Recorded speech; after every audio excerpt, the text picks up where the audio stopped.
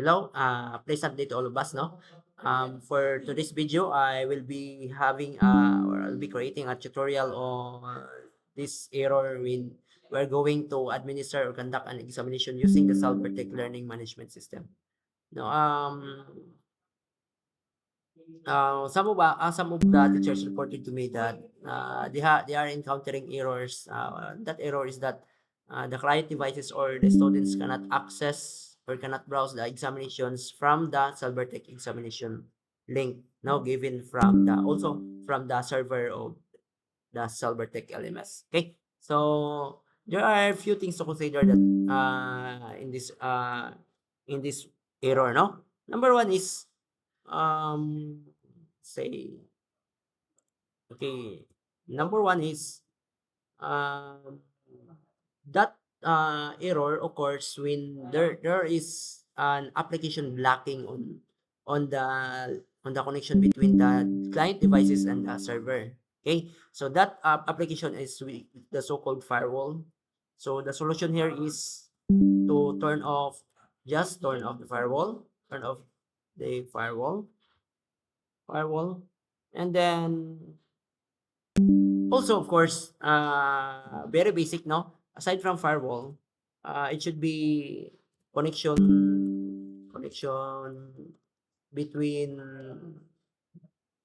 no connection of the server and the client client should be in the same Wi-Fi. Okay, we can verify that one by looking at our Wi-Fi Wi-Fi Wi-Fi settings.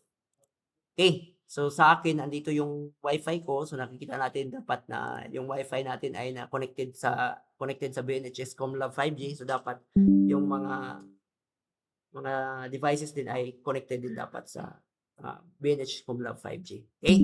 So yan lang, simple verify, and then if pareho yung ano nila, yung Wi-Fi nila, same Wi-Fi sila na connected, then try to reconnect, and then if connected, then your problem has been solved. But if not, so punta po tayo sa number 2, which is the firewall configuration, no? So we just need to um we just need to verify that our firewall is not blocking with the connection, no, sa ato ang kuan devices and client devices and server.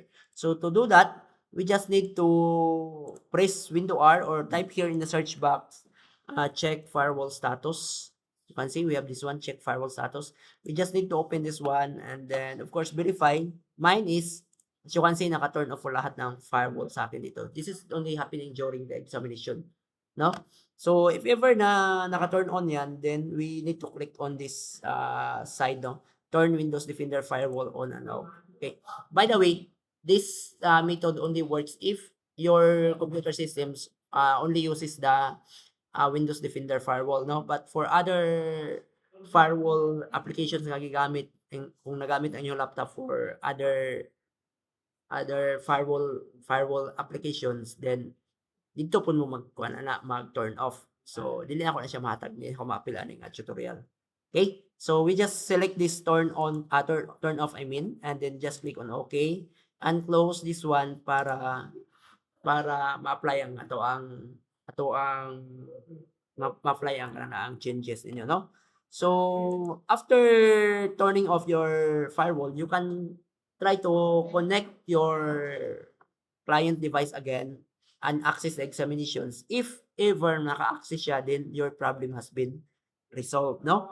So, by the way, ito pala yung examination. Say for example, dito sa ano natin, sa edit test, meron tayong examination link. Yung access link natin dito ay may mag-change siya into IP address. Localhost lang siya, bakit? Dapat IP address. Ito, nag-change siya ng IP address.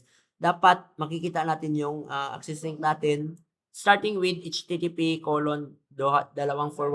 and then yung IP address natin normally start with 192.168 and .2.203/exams. Ito po yung examination access link natin. Now, kung na-access natin yan, wala na, by turning off our firewall configuration, then your problem has been resolved. Now, if ever wala siya, hindi siya na-access, then we need to go on further checking. So number 3 here is to check IP address configuration.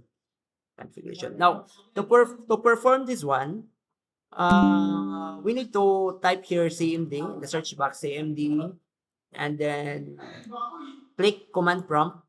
And after that, from the command prompt, just type IP config.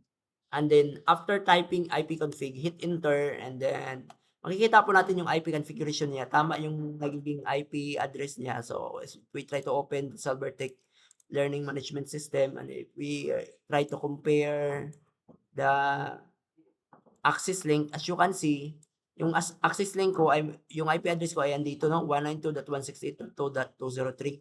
And then dito din sa wireless LAN adapter, ito rin yung IP address ko. So nagko-coincide naman sila, tama naman. So wala namang problema.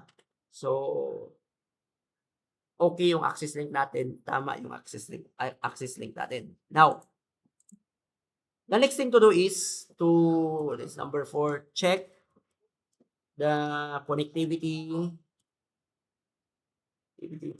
of the server and the client device. Yung client device natin, those are the cell phones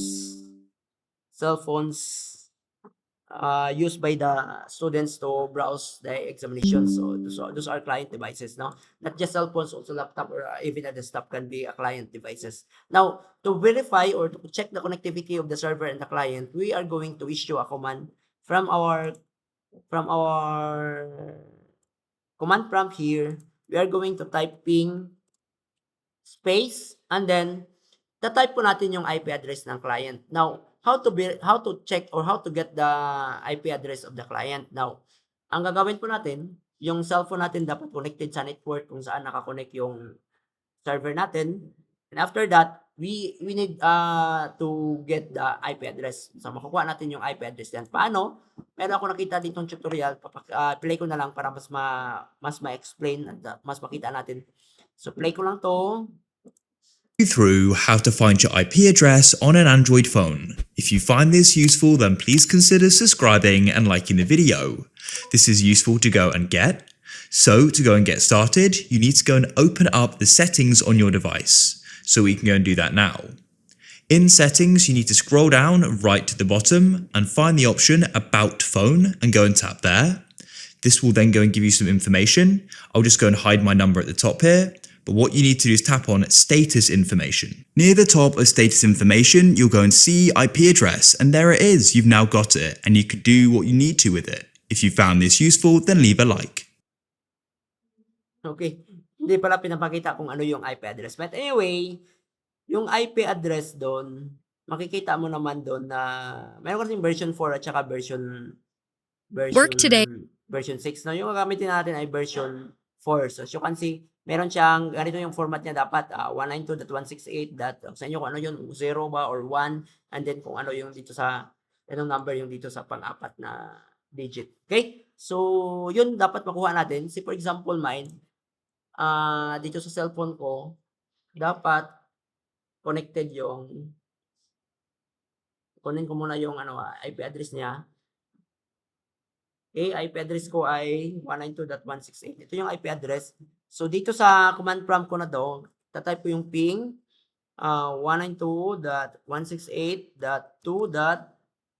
I think it's 99. Okay. And then, lagyan natin ng -t para continue yung pag-send ng pag-transmit ng data. So, enter natin, hit natin enter. So, dapat connected siya. Okay. Ang nangyayari, pag ganyan nakita natin, hindi yan siya connected. Maybe na disconnect yung yung phone ko. So dapat connect ko siya. Okay. So ginawa ko, nag-connect lang ako sa sa Wi-Fi namin, at saka yung nakikita na natin, mayroon na siyang reply. May nakita na tayong time at saka bytes. Yun nakikita natin. So yan yung connection natin.